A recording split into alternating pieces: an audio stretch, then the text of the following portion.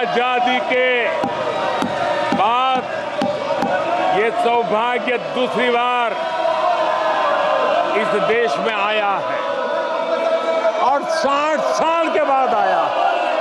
इसका मतलब ये सिद्धि पाना कितना कठोर परिश्रम के बाद होता है, कितना अभूतपूर्व विश्वास संपादन होने के बाद होता है। ऐसे ही ये राजनीति के खेल से नहीं होता है, जनता जनार्दन की सेवा से प्राप्त आशीर्वाद से होता है। आदरणीय सभापति जी, जनता ने हमें स्थिरता और निरंतरता इसके लिए जनादेश दिया है। लोकसभा चुनाव के साथ ही आदरणीय सभापति जी, लोगों की नजर से चीजें जरा ओझल हो गई। लोकसभा के चुनाव के साथ साथ हमारे देश में 4 राज्यों के बीच चुनाव हुए और आदरणीय सभापति जी, इन चारों ही राज्यों में एनडीए ने अभूतपूर्व सफलता प्राप्त की है। अभूतपूर्व सफलता प्राप्त, हमने शानदार विजय प्राप्त की है। महाप्रभु जगन्नाथ जी की धरती उड़ीसा ने हमें भरपूर आशीर्वाद दिया है।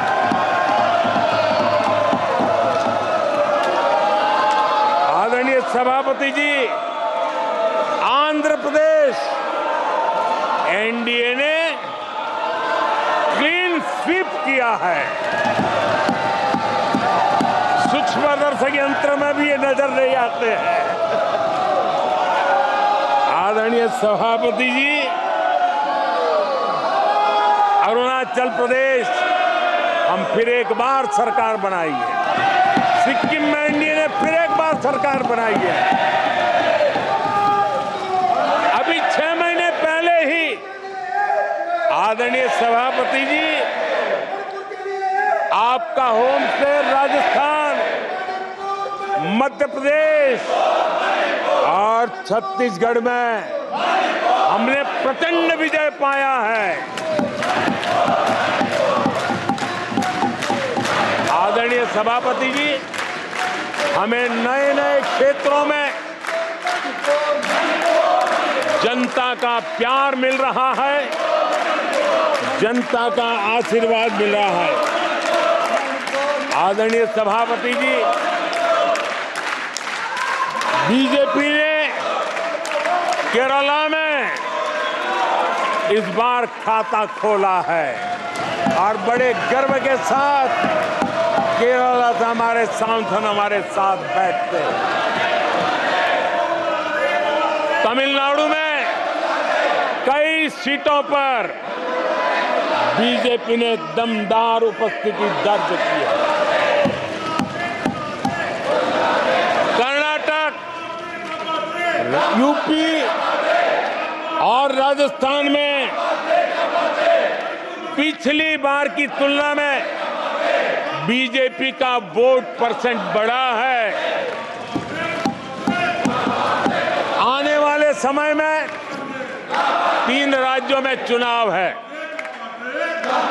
जिन राज्यों में चुनाव, उसमें से 3 की मैं बात करता हूं। महाराष्ट्र, हरियाणा और झारखंड, यहां चुनाव आ रहे हैं। आदरणीय सभापति जी,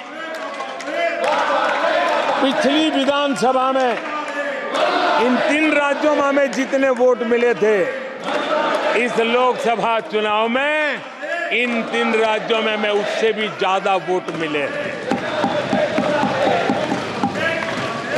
आदरणीय सभापति जी, पंजाब में भी हमारा अभूतपूर्व प्रदर्शन रहा है और हमें बढ़त मिली है। जनता जनार्दन का भरपूर आशीर्वाद हमारे साथ है।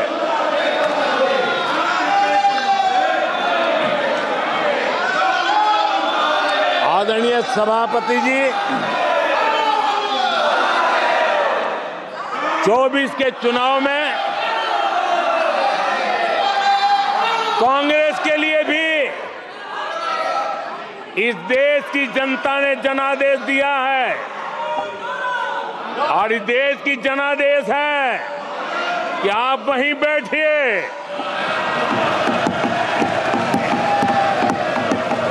विपक्ष में ही बैठो और तर्क खत्म हो जाए तो चीखते रहो, चिल्लाते रहो।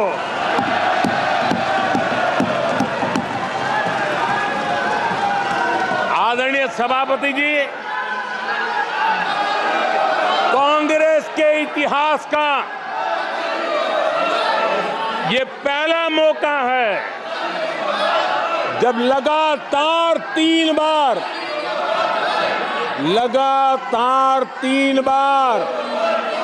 कांग्रेस 100 का आंकड़ा पार नहीं कर पाई है। कांग्रेस के इतिहास में ये तीसरी सबसे बड़ी हार है, तीसरा सबसे खराब प्रदर्शन है। अच्छा होता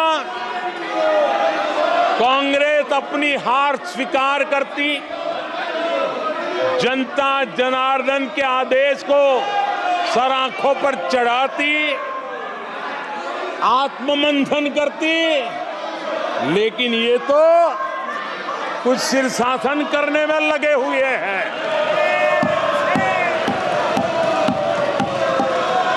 और कांग्रेस और उसकी इकोसिस्टम दिन रात बिजली जला करके हिंदुस्तान के नागरिकों के मन में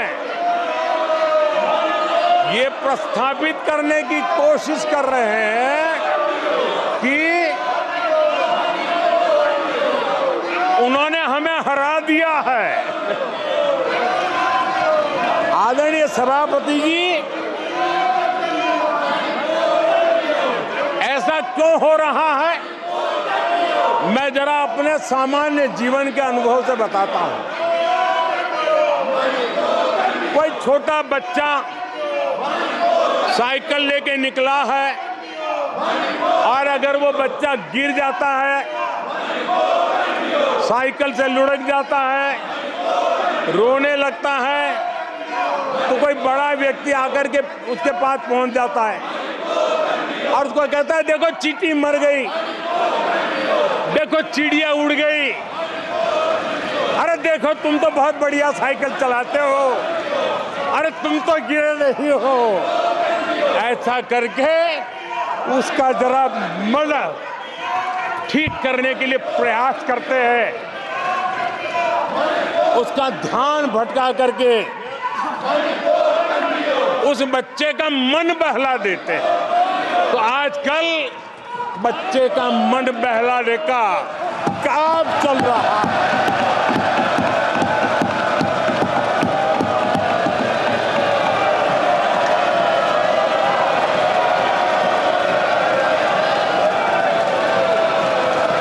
और कांग्रेस के लोग और उनका इकोसिस्टम आजकल ये मन बहलाने का काम कर रहा है। आदरणीय सभापति जी, 1984 उस चुनाव को याद कीजिए। उसके बाद इस देश में 10 लोकसभा के चुनाव हुए, 10 लोकसभा के चुनाव हुए। 84 के बाद 10-10 लोकसभा के चुनाव होने के बावजूद भी कांग्रेस 250 के आंकड़े को छू नहीं पाई है।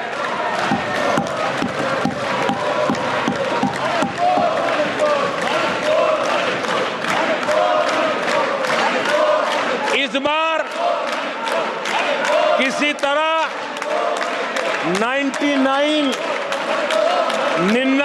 के चक्कर में फंसे गए हैं।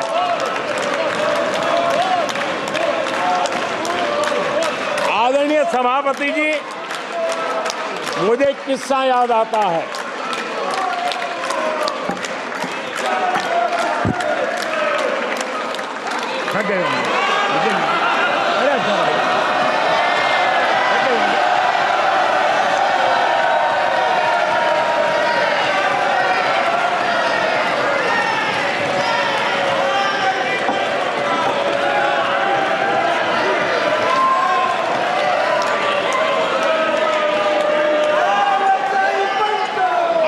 सभापति जी,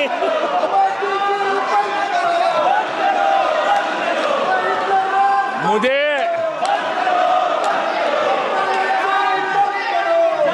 एक किस्सा याद आता है। आदरणीय सभापति जी, मुझे एक किस्सा याद आता है। 99 मार्क्स लेकर एक बालक घमंड में घूम रहा था और देश सबको दिखाता था, देखो कितने ज्यादा मार्क्स आए हैं। तो लोग भी जब 99 सुनते थे तो शाबाशी देते थे, बहुत उसको हौसला बुलंद करते थे। तो फिर उनके टीचर आए कि भैया किस बात की मिठाई बांट रहे हो, ये 100 में से 99 नहीं लाया, ये तो 543 में से लाया है।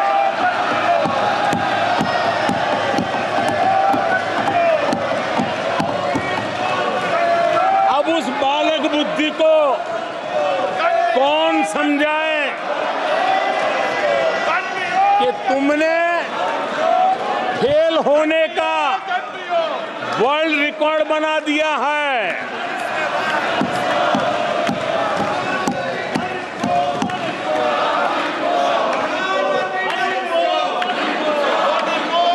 कांग्रेस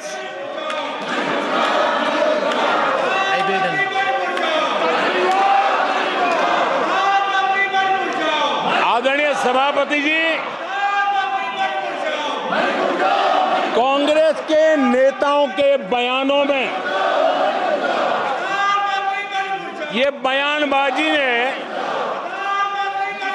शोले फिल्म को भी पीछे छोड़ दिया है।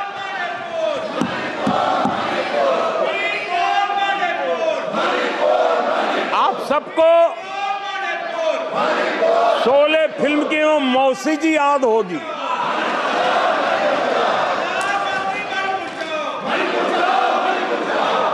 तीसरी बार तो हारे हैं, पर मौसी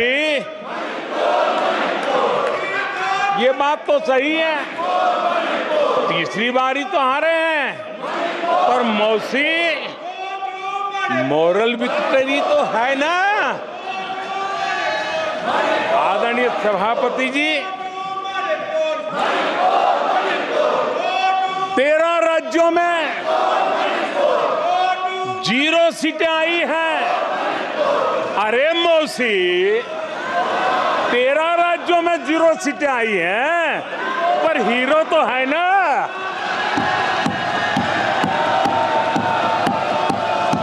आदरणीय सभापति जी,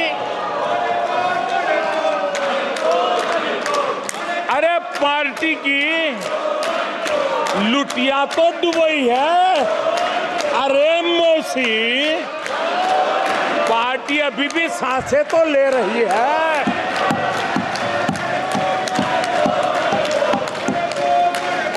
मैं कांग्रेस के लोगों को कहूंगा, जनादेश को फर्जी जीत के जश्न में मत दबाओ। जनादेश को फर्जी जीत के नशे में मत दबाओ, उस जश्न में मत दबाओ। ईमानदारी से देशवासियों के जनादेश को जरा समझने की कोशिश करो, उसे स्वीकार करो।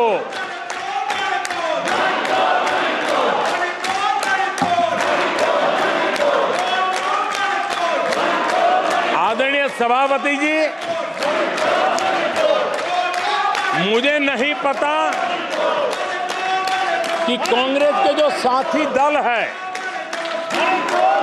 उन्होंने इस चुनाव का विश्लेषण किया है कि नहीं किया है। ये चुनाव इन साथियों के लिए भी एक संदेश है। आदरणीय सभापति जी, अब कांग्रेस पार्टी 2024 से एक परजीवी कांग्रेस पार्टी के रूप से जानी जाएगी। 2024 से जो कांग्रेस है वो परजीवी कांग्रेस है, और परजीवी वो होता है जो जिस शरीर पर उस शरीर के साथ रहता है, ये परजीवी उसी को ही खाता है। कांग्रेस भी जिस पार्टी के साथ गठबंधन करती है उसी के वोट खा जाती है, और अपनी सहयोगी पार्टी की कीमत पर वो फलती फूलती है, और इसलिए कांग्रेस परजीवी कांग्रेस बन चुकी है। मैं जब परजीवी कह रहा हूं तो तथ्यों के आधार पर कह रहा हूं। आदरणीय सभापति जी, मैं कुछ आंकड़े आपके माध्यम से सदन को और इस सदन के माध्यम से देश के सामने रखना चाहता हूं। जहां जहां भाजपा और कांग्रेस का सीधा मुकाबला था, या जहां कांग्रेस मेजर पार्टी थी और साथी के पास 1, 2, 3 सीटें थी, वहां कांग्रेस का स्ट्राइक रेट सिर्फ और सिर्फ 26% है, 26% है। लेकिन जहां किसी का पल्लू पकड़ करके चलते थे, जहां वो जूनियर पार्टनर थे, किसी दल ने